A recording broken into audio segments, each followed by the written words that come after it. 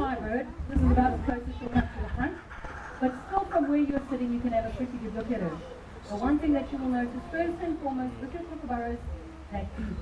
You'll see it's long, narrow, with no end, and that is a telltale sign that they swallow their food down whole.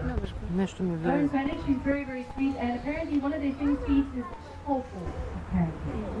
Alright, so anyway, you're looking at the largest of the kingfisher family, so apart from fish, they'll take pretty much anything life throws at them. They'll take in a variety of your beetles, bugs, lizards, worms, frogs, toads, if it can fit in that beak, it's going down the hatch. Now sticking with their menu items, their number one preferred dietary item on their list of things to eat, snakes. And what they would typically do if they found one out in the wild is they would simply target the head regions first. It is the most dangerous part of that animal. They'll grab the snake behind the head and then very sadistically on a rock or a branch, they will beat, bash and pound the living daylights out of that poor creature. Not only are they killing that snake as quickly as possible, but they're also tenderizing the bones. Because they swallow their food down whole, you have to imagine that food must be as soft as possible. Don't be fooled by all of this cuteness sitting over here.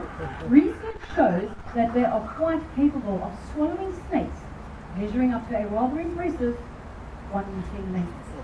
Where they put those snakes, I don't know, it's probably baffled scientists for years if you ask me.